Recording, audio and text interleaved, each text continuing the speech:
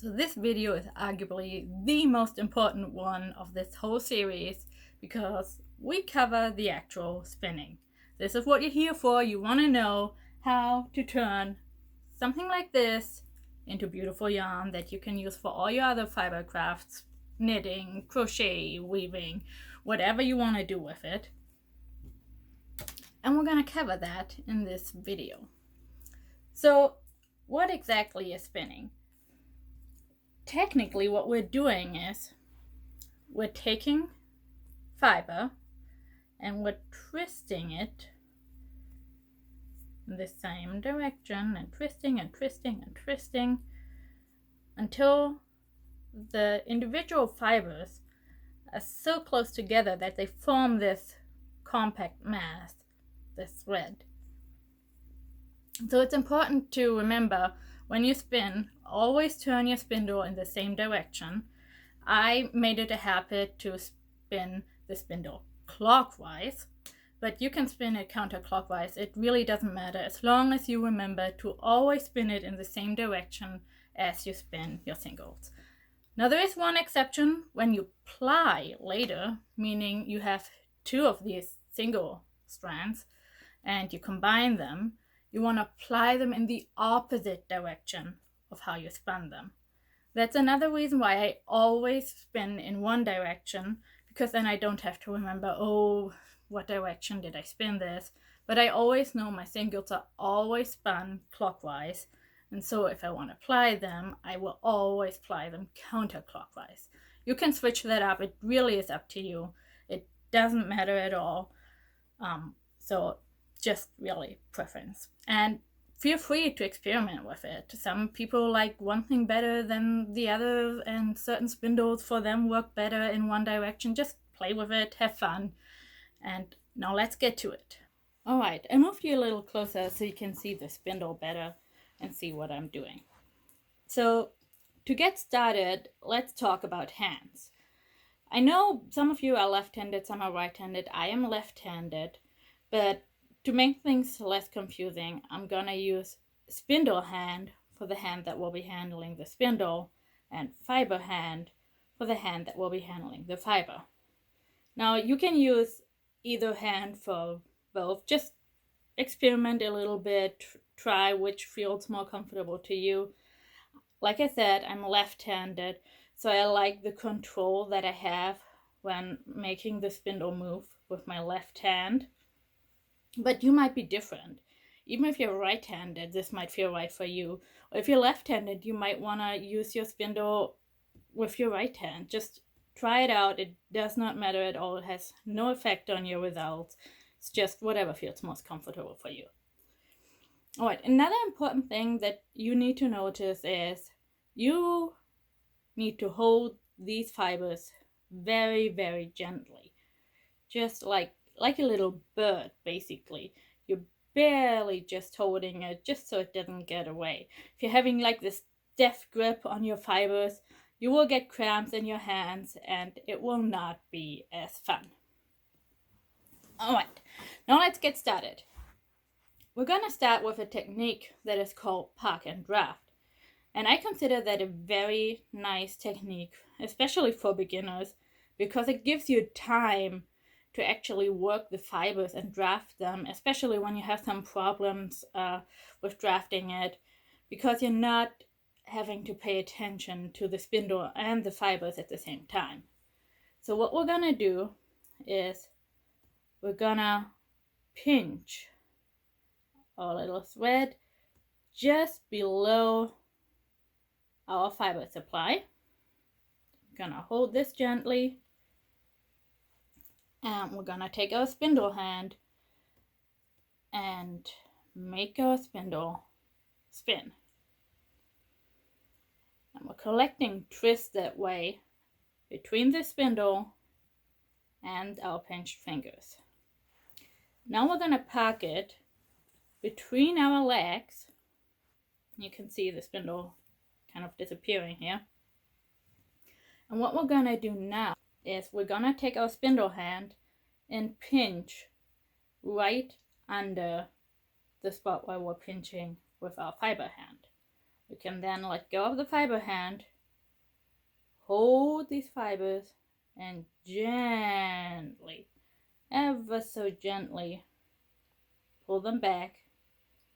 Then pinch up top again and release the spindle hand at the bottom. You can see the twist travels up, so it's twisted up here now. And I like to move it along like this a little bit. Then you're gonna add some more twist. Parking the spindle again. Pinching below the fiber hand. Releasing the fiber hand. Gently pulling back. Pinching with the fiber hand on top. Releasing the lower spindle hand. And the twist traveled up. Now, after you have this amount, again in the figure 8, you want to collect it on your hand. And in the good old over 2, under 1, you want to wrap it on your spindle. And that is pretty much the technique. I'm gonna keep doing that. You're gonna add twist, collect it, park between your knees, pinch the spindle hand, loosen, draft, gently pinch the fiber hand, release the spindle hand, twist travels upwards. And then you add more twist. Now what can happen is when you're trying to pull here, that there's a tiny little bit of twist here if you didn't pinch these 2 fingers well enough.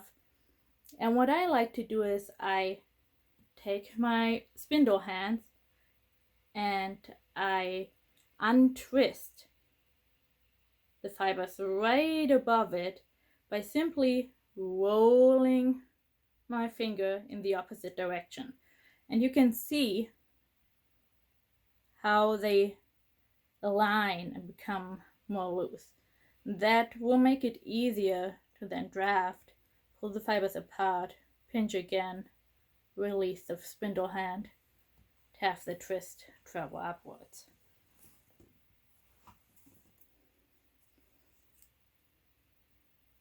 Just adding more twist.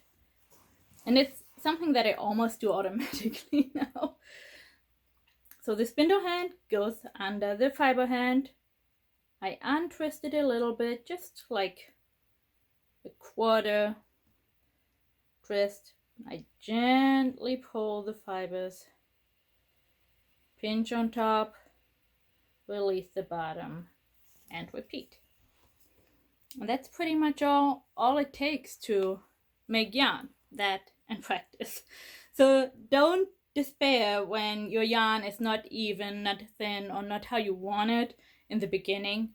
That comes with time. My old spinning group and I, we used to have this little saying that we all produced fluffy little pregnant worms in the beginning of our spinning career. So don't be ashamed of your first yarns. You will find a use for them or not, and they will vanish in a box.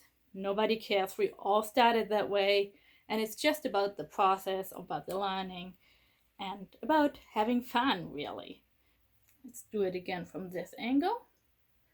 We're gathering twist, parking it between our knees, opening up the thread a little bit with our spindle hand, gently drafting the fiber, pinching on top, releasing on bottom,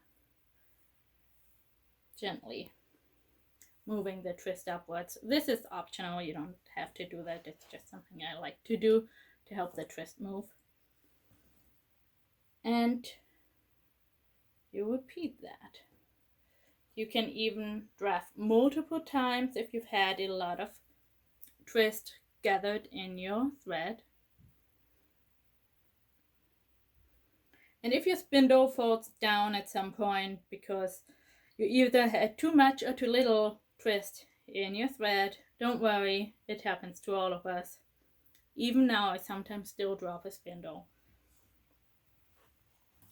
And after a while, you might be able to keep the spindle spinning while you're drafting.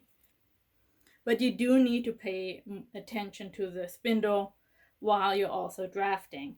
And that can be a little bit difficult for the beginner when you're still busy trying to figure out how much you can pull the fibers and how much twist, and is this too much, too little. And so the puck and draft is perfectly fine. Now at some point, you will need to attach your fiber. The little piece that you had is at the end. This needs to come out. So what now? Well, it's pretty easy. I'm gonna take a small piece of fiber and I'm simply gonna put the old fibery end of my spun thread into the new fibers of the piece that I want to spin, kind of just overlap it all and treat it as one piece basically. I'm gonna add twist again and draft both from the old fibers and the new, and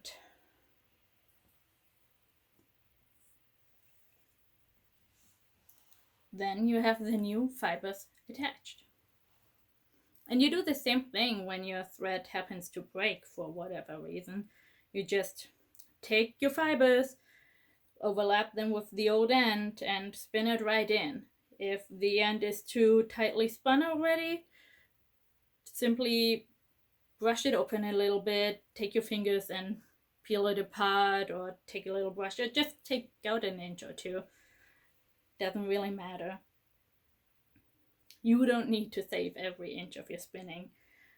Save whatever you like. If there's a knot in something and you really don't like it and you can't get it out, if there's a thick piece, just take it out, add more fiber to the spot, and you're good.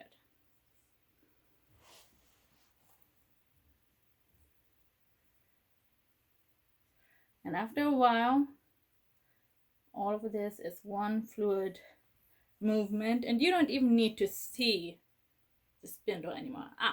Here we have something. I didn't add enough twist, and now this thread comes apart. Now I do have some somewhat spun fibers over here, and it would be kind of difficult to add this end to the end on the spindle. So what I normally do is I take the other end, the end that is in the fibers, and overlap this. I'm overlapping it quite a bit over here. Treat it together. I'm gonna make sure this doesn't fall into the spindle. I'm gonna add twist, add more twist. Just make sure that it all stays together this time. And that is one of the most common problems that you can encounter fixed already. And apparently I'm still loose on my twist. So let's do that again.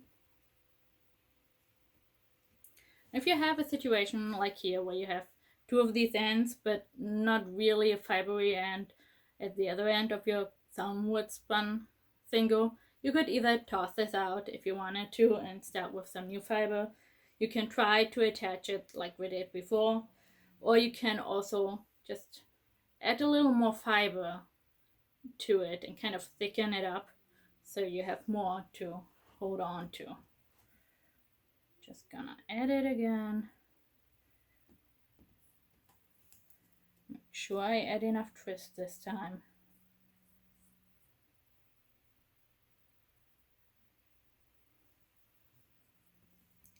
give it a little bit of extra twist.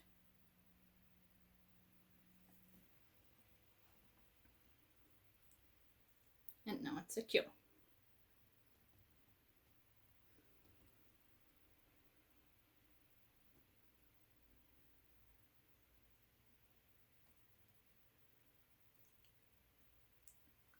And that is pretty much it. I hope you enjoy your journey, and in the next video I'm gonna show you what to do when your spindle is full and you somehow need to get all that thread off your spindle, and why I like this type of spindle so much.